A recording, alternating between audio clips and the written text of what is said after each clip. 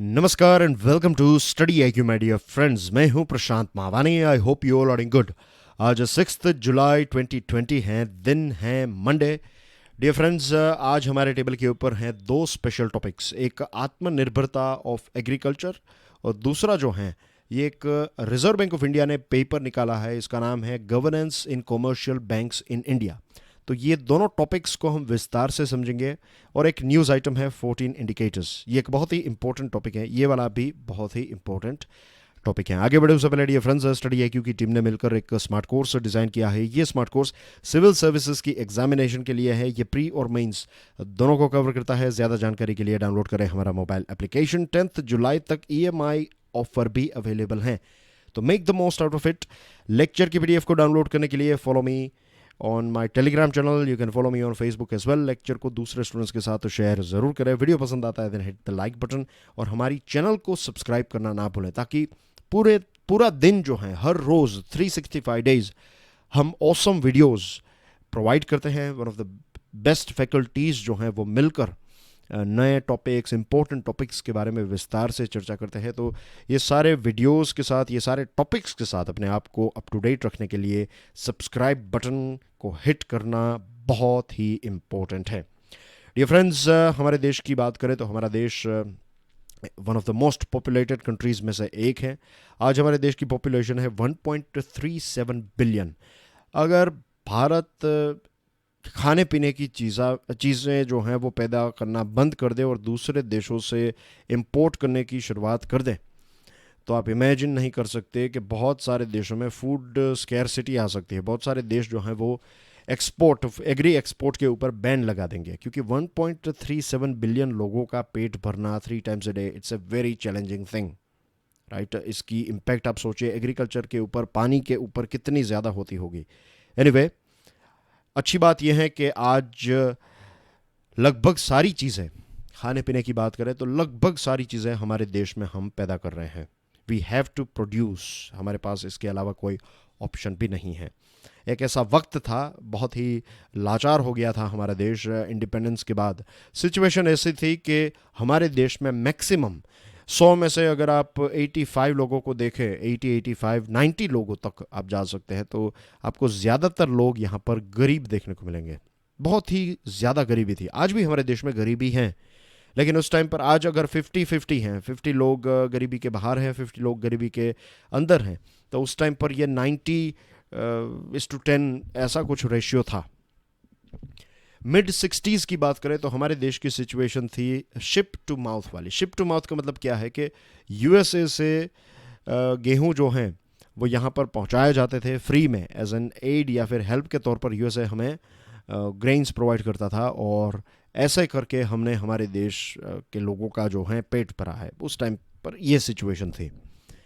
अब कोई भी देश जो है वो फ्री में तो आपको नहीं देगा। उस टाइम पर ये एड के तौर पर दिया जाता था, लेकिन कोल्ड वॉर भी चल रहा था, तो कहीं ना कहीं भारत को अट्रैक्ट करने की भी कोशिश थी। ये कुछ डिप्लोमेटिक चीज़ें हैं। मैं USA को यहाँ पर नेगेटिव प्रोजेक्ट नहीं कर रहा हूँ। चलिए हमारे देश की ही बात करते हैं, ताकि एक इम्पार्शियल तरीके से हम बात कर सकें। हमारा देश भी बहुत सारे देशों को फ्री में कुछ ना कुछ चीज़ें प्रोवाइड करता है। फॉर एग्जांपल, बहुत सारे अफ्रीकन कंट्रीज़ में भारत से फ्री में दवाइयाँ दी जाती हैं। तो ऑफ कोर्स हमारा जो एक मेन पर्पस है वो यही है कि हम उनकी मदद करें। लेकिन क्या कूटनीतिक जगत में रियली में फ्री में मदद की जाती है? अगर बहुत ही कड़वे सत्य की बात करें तो नहीं। आज नहीं तो कल उस देश का, अगर कुछ नहीं तो उसके वोट का इस्तेमाल ही हम करेंगे कि यूनाइटेड नेशन जनरल असेंबली में कोई ऐसी चीज़ चल रही है, उसमें अगर हम वोट चाहिए और वो देश अगर सोच रहा है कि भारत को वोट दे ना दे, तब हम याद कराएंगे उनको कि आपको पता है कि फ्री में हमने आपको ये चीज़ें प्रोवाइड की हैं और इतनी हम करते आए हैं, है ना। तो इस प्रकार से चीज़ें चलती हैं। एनीवे, तो कहने का मतलब ये था कि एक पॉलिटिकल प्राइस भी आपको पे करनी पड़ सकती हैं जब आप किसी दूसरे देश के ऊपर फूड एड, यानी कि फूड या फिर ये ग्रेन और ये सारी चीज़ें अगर कोई देश आपको फ्री में प्रोवाइड कर रहा है, तो आप उनके ऊपर टोटली निर्भर हो जाते हैं। लेकिन यहाँ पर हमारा टॉपिक जो है ये है आत्मनिर्भरता ऑफ एग्रीकल्चर। एग्रीकल्चर अगर आत्मनिर्भर हो गया तो कहीं ना कहीं हमारा देश भी आत्मनिर्भर हो जाएगा, क्योंकि आप जानते हैं कि आज भी हमारे देश की लगभग 50% पॉपुलेशन जो है वो खेती बाड़ी के साथ जुड़ी हुई हैं। पिछले 10 सालों के ग्राफ के ऊपर नज़र डालें तो चीज़ें जो हैं वो काफ़ी अच्छी नज़र आ रही हैं।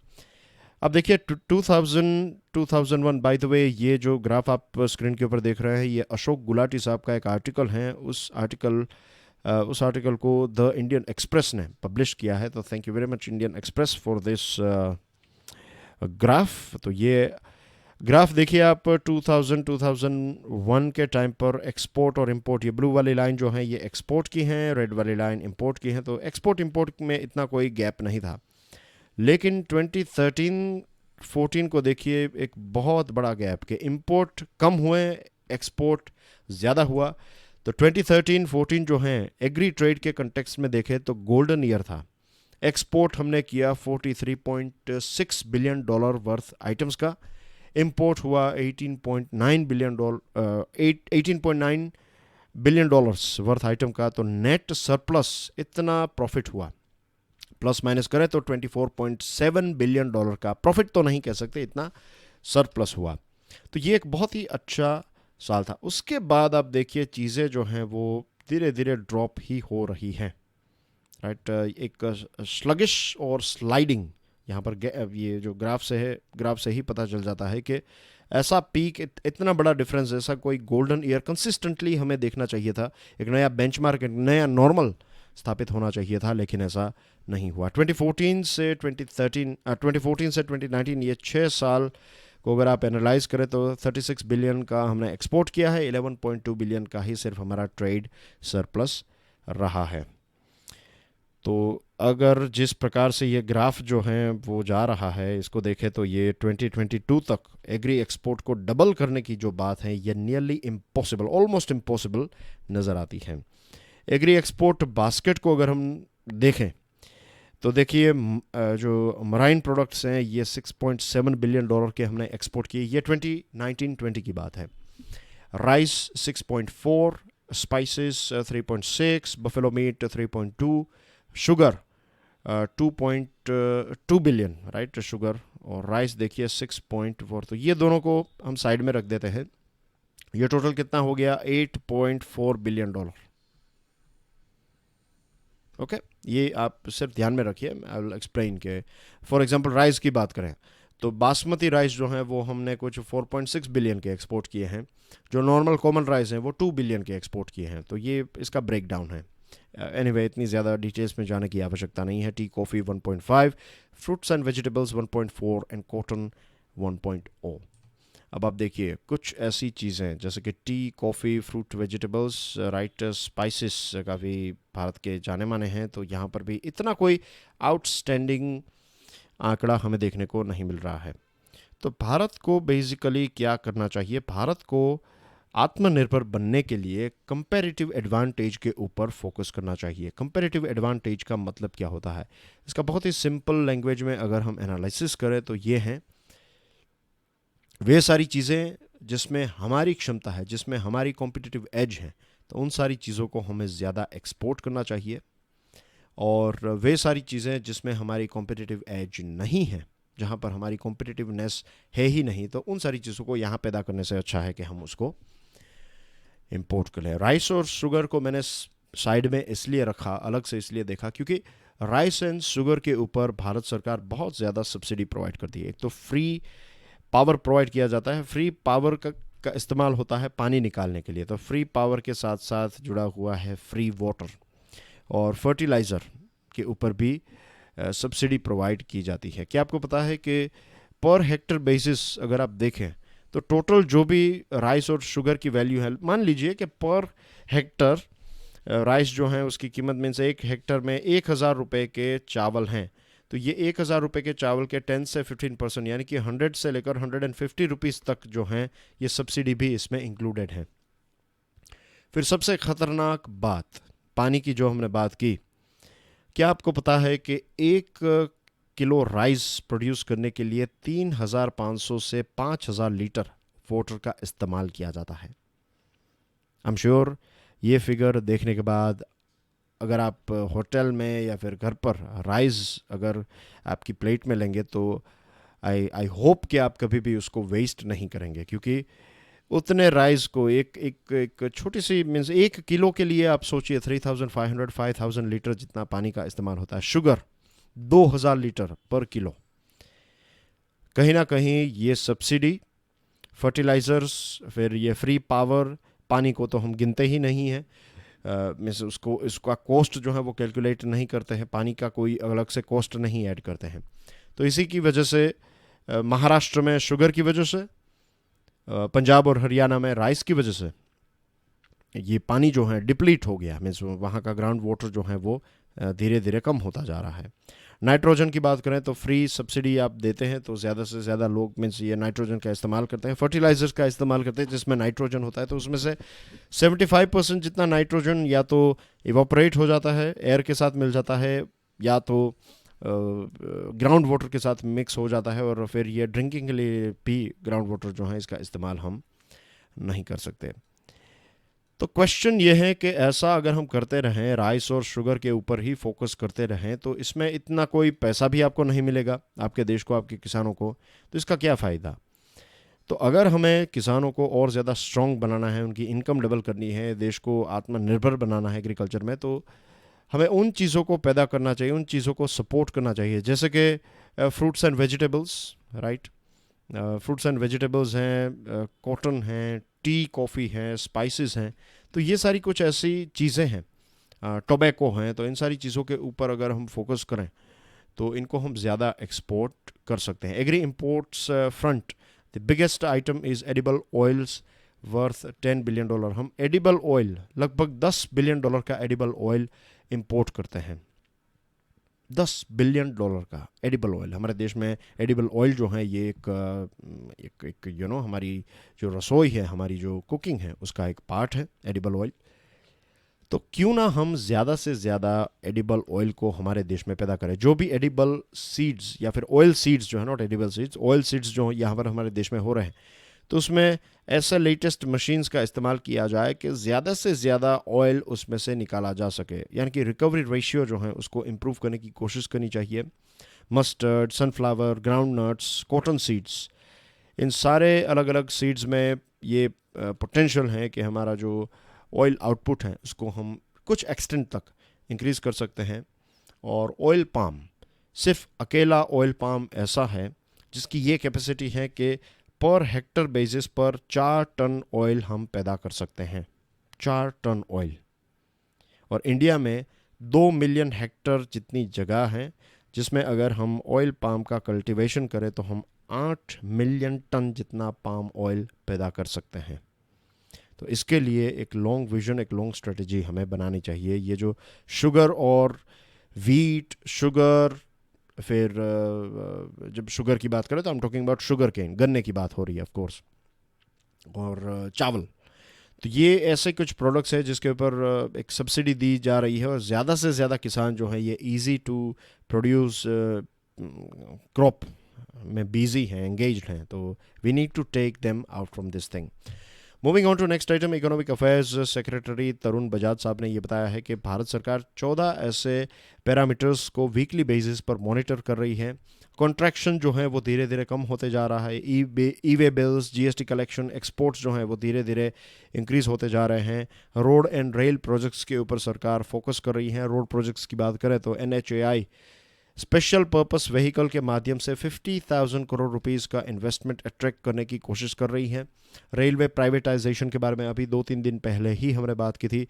गवर्नमेंट ने 70 जितने प्रोजेक्ट्स जो हैं, 8,000 करोड़ रुपीस के प्रोजेक्ट्स जो हैं, ये स्वामी यानी कि special window for affordable and mid income housing, इसके लिए एक पोर्टल है, इसका नाम है स्वामी। तो ये फुल फॉर्म आपको याद रखना है।